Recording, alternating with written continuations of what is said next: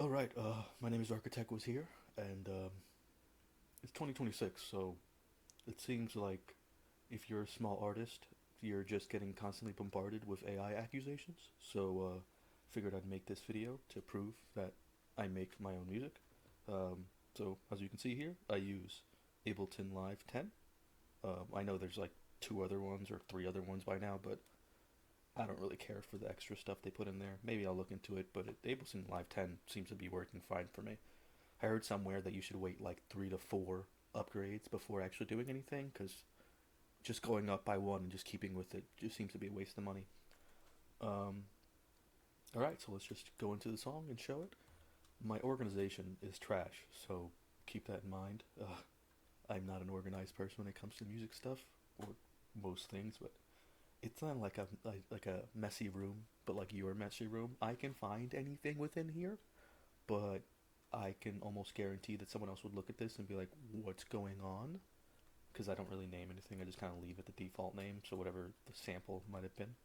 I use Splice for samples, so if you produce, you know what Splice is. Um, but you can see I don't actually.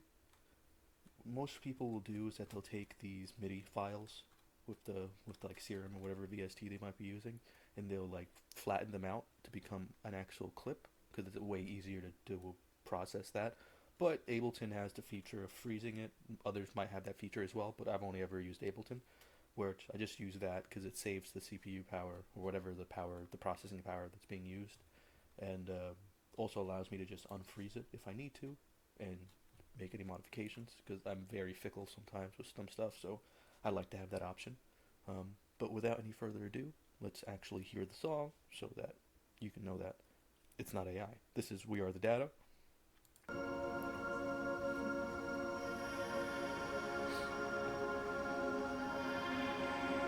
These over here are going to be the chords, very simple chords, really nothing crazy going on there.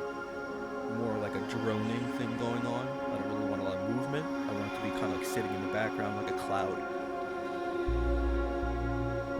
The bass, as you can see here, is right here. Bass line, I like to separate the intro one and the actual one inside of the drop. Just kind of give me a little bit more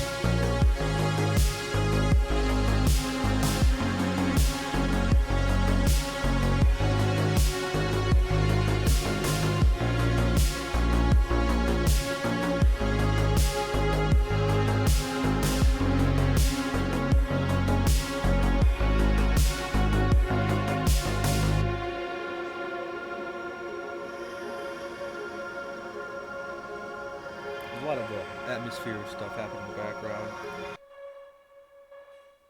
Like a bunch of random crap in the background going on, just to kind of add into the whole feel. Also got this background texture going on. The little station. I kind of threw this in there because of the whole like data feeling. Like it's just like this static nature behind what we have going on nowadays. I don't know. This whole song is kind of a protest against AI, meaning like obviously the name is "We Are the Data." We are the data the AI is using to build upon. But I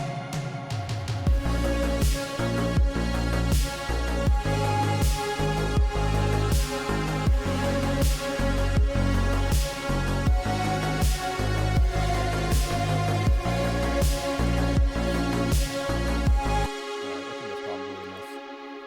And I use a Uline. This is one of the things that really changed things up for me because I found that like my loudness was very much kind of like skipping around. I didn't really have too much control over it. I didn't know as much as I should have, and this kind of gives me a lot of the information I need now to know if my song is loud enough to for a release. And then I'll use Ozone 11 for you can see it's not a big chain. It's just smaller stuff. Um, Again, mastering is one of those things where it's like I'm trying my best, but I definitely could use for someone else to master my music, or maybe to learn a little bit more. But hey, we learn each day. But hopefully this kind of showed you that yes, I do make my own music. Um, Maybe I'll do this for each song. I don't know. I don't really know if that's necessary, but we'll do this and move on from here. Thank you guys. I appreciate it. And why did I open this up? Now it's gonna. Now it's good. Thank you.